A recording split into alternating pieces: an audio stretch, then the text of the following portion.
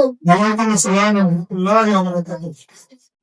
মাননীয় মডারেটর, 9 বছরের শিশু এলানা কোনো বিদ্যালয়ে ভর্তি না হয়ে তার পরিবারের সদস্যদের কাছ থেকে জ্ঞানার্জন ক্ষতি নাই, কিন্তু সে যখন প্রাথমিক থেকে মাধ্যমিকে পা রাখবে তখনই ঘটে বিপর্যয়। দীর্ঘ 3 বছর অর্জিত জ্ঞানে কোনো প্রতিষ্ঠানের স্বীকৃতি না থেকে তার জন্য কোনো বিদ্যালয়ে ভর্তি মেলেনি। ধন্যবাদ মাননীয় মডারেটর। আজকের এই বিতর্ক প্রতিযোগিতা মঞ্চে আমাকে বক্তব্য প্রদানের সুযোগ করে দেওয়ার জন্য বিতর্ক চলছে। আজকে বিতর্কের বিষয় নির্ধারণ করা হয়েছে বিদ্যালয় নয়, পরিবার সবচেয়ে বড় শিক্ষার বিপক্ষে অবস্থান করছি। আমার বক্তব্য শুরুতে বলে যাওয়া এলানা পরিষের প্রাথমিক বিদ্যালয়ে ভর্তি হলো নির্ধারিত বর্ষে 3 বছর পরে।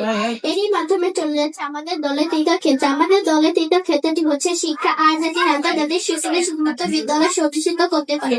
মাননীয় মডারেটর, ভাষার দক্ষতা 4টি: শোনা, বলা, লেখা ও পড়া। শোনা এবং বলা আমরা বিদ্যালয় থেকে শিখলাম। লেখা ও পড়া শেখার জন্য আমাদের প্রয়োজন প্রাতিষ্ঠানিক শিক্ষা।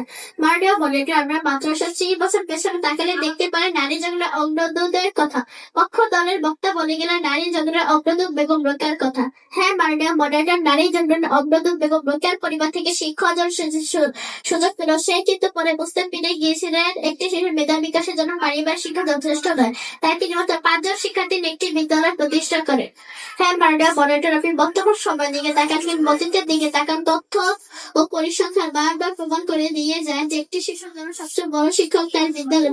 পরিশ্রম এবং শিশুদের শিক্ষা দিতে পারেন বলে একজন শিক্ষক সাধারণ মানুষ থেকে একজন শিক্ষক হয়ে ওঠেন, এবং একটি পরিবার সদস্য কখনোই এই উপাধিকে অর্জন করতে পারবে না। মাননীয় মডারেটর, একটি উচ্চ আয় পরিবার ও একটি নিম্ন আয় পরিবার সত্ত্বেও বিদ্যালয়ে যে সে একই শিক্ষা অর্জন করতে কোনো পারিবারিক কাঠামোর মাঝে বাধা হয়ে দাঁড়ায়নি। আমরা বিদ্যালয় থেকে সহমর্মিতা শিখি, বিদ্যালয় থেকে নেতৃত্ব দিতে শিখি, বিদ্যালয়ে যাওয়া ও রুটিনমাফিক কাজ থেকে হয়ে ওঠে সবারিষ্ট। মাননীয় মডারেটর, আজকে এর মাধ্যমে আমি আমার বক্তব্য শেষ করছি এবং আমার বক্তব্যের মাধ্যমে আমি আবারও প্রমাণ করে দিয়ে যেতে চাই পরিবার নয়, বিদ্যালয়ের সবচেয়ে বড় শিক্ষা।